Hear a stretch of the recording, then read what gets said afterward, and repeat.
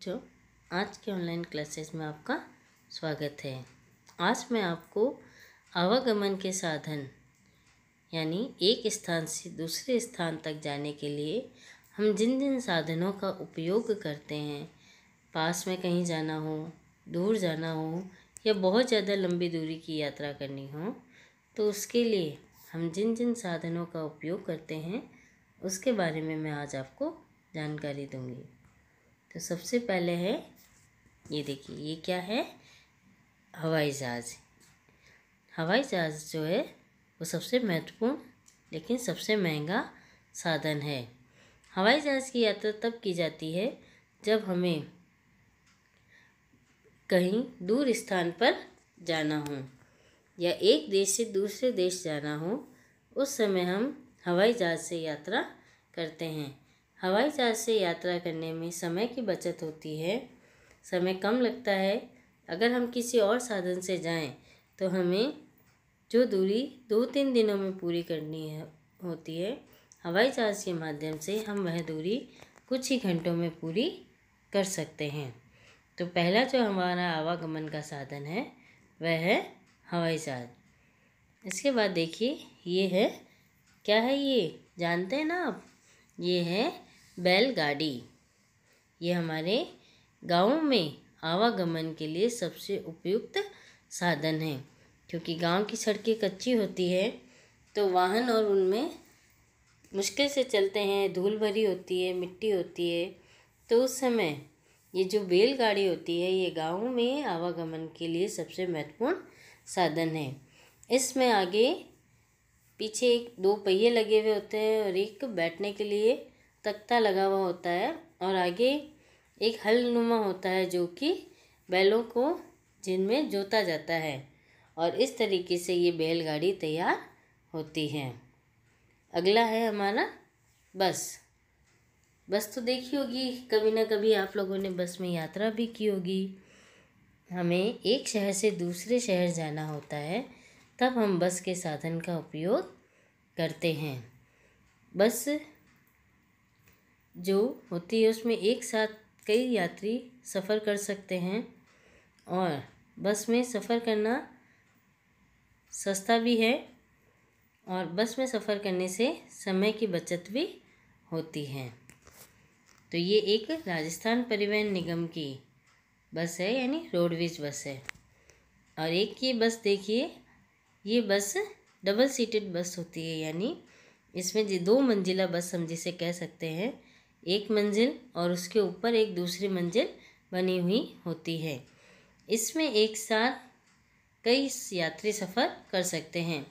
ऐसी बसें हमारे भारत शहर में कम ही देखने को मिलती है, जबकि विदेशों में इस तरह की बसों का चलन अधिक है। इस तरीके से काफ़ी व्यक्ति एक साथ यात्रा कर सकते हैं। इसके बाद ये देखिए, ये क्या है? ये ऑटो रिक्शा है। ऑटो रिक्शा ये ई रिक्शा है, यानी इस रिक्शे में ज़्यादा धुआं और नहीं होता है, और ये आजकल का आधुनिक रिक्शा है, जिसमें आगे एक पहिया लगा हुआ होता है, पीछे 2 पहिए लगे हुए होते हैं, और आगे बैठकर जिसमें ड्राइवर इसे चलाता है और पीछे सवारी को बैठाता है। तो इसे ई रिक्शा कहा जाता है। इस रिक्शे से धुआं नहीं होता है और वायु प्रदूषण भी नहीं होता है, इसलिए आजकल इस रिक्शे के चलन अधिक बढ़ रहा है। अब ये देखिए, ये क्या है? ये ऑटो रिक्शा है। यह ऑटो रिक्शा पेट्रोल या डीजल से चलता है, और इस ऑटो रिक्शा में को भी आगे ड्राइवर बैठ के चलाता है, और ये थोड़ा बंद रिक्शा होता है। इस रिक्शे से थोड़ा वायु प्रदूषण होता है, इसलिए इस रिक्शे का उपयोग आजकल कम हो रहा है धीरे धीरे। इसके बाद ये देखिए, ये है साइकिल वाला रिक्शा, जिसमें आगे साइकिल नुमा हैंडल और लगे हुए होते हैं, जिसे आदमी अपने पैरों की सहायता से चलाता है, और पीछे सवारी बैठे होते हैं। आजकल इस रिक्शे का चलन कम हो गया है, क्योंकि इस रिक्शे में समय अधिक लगता है वे आने जाने के लिए, क्योंकि पहले जो हमने ऑटो रिक्शा और देखे थे वो तो पेट्रोल डीजल से चलते थे, तो वो जल्दी हमें घर पहुंचा देते थे, और इसे इसे कोई आदमी चलाता है तो वह धीरे चलाता है, इसलिए समय अधिक लगता है, इसलिए धीरे धीरे इस साइकिल वाले रिक्शे का चलन कम हो गया है। अब ये देखिए, ये क्या है? कार। क्या है ये? कार। कार में एक साथ 5 या 6 लोग बैठकर सफ़र कर सकते हैं। इससे हम कम दूरी की भी और ज़्यादा दूरी की दोनों तरह की यात्राएं कर सकते हैं। ये बहुत ही अच्छा साधन है यात्रा करने के लिए। तो ये है कार। इसके बाद देखिए, कार के बाद है हमारे, ये देखिए, ये एक दूसरी तरह की कार है जिसके दरवाजे ऊपर की तरफ खुलते हैं। इसे हम स्पोर्ट्स कार भी कह सकते हैं। ये बहुत तेज़ गति से चलने वाली कार होती है तथा अधिकतर रेस ओरों में ये काम में ली जाती है, या बड़े बड़े जो अमीर लोग होते हैं वो अपने महंगे शौक़ को पूरा करने के लिए इस तरह की कारों का उपयोग करते हैं। इसके बाद देखिए, ये क्या है? ये है पानी में चलने वाले जहाज़। क्या है ये? पानी में चलने वाले जहाज़।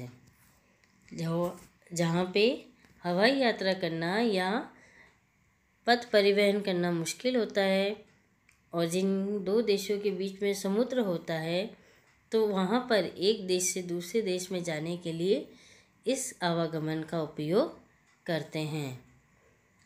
तरह तरह की होती है, इसमें यात्रा करने में समय अधिक लगता है क्योंकि पानी में होकर जाना पड़ता है, समुद्र में होकर जाना पड़ता है और जहाज़ धीरे चलते हैं, इसलिए इसमें यात्रा करने में समय अधिक लगता है और इसमें भी यात्रा करना बहुत महंगा है। इसके बाद में ये देखिए, ये क्या है? मोटरसाइकिल। तरह तरह की डिज़ाइन की, तरह तरह की कलर की हमने हमारे घर में भी होगी, हमने आसपास भी देखी होगी। विभिन्न तरह की डिज़ाइनों की, विभिन्न तरह की कलर की हमने मोटरसाइकिलें देखी होगी। जब हमें शहर में ही एक जगह से दूसरे जगह जाना होता है या अपने परिवार के साथ शहर में किसी से मिलने जाना होता है, तब हम इस आवागमन के साधन का उपयोग करते हैं। इसमें 2 या 3 इससे अधिक व्यक्ति सफ़र नहीं कर सकते।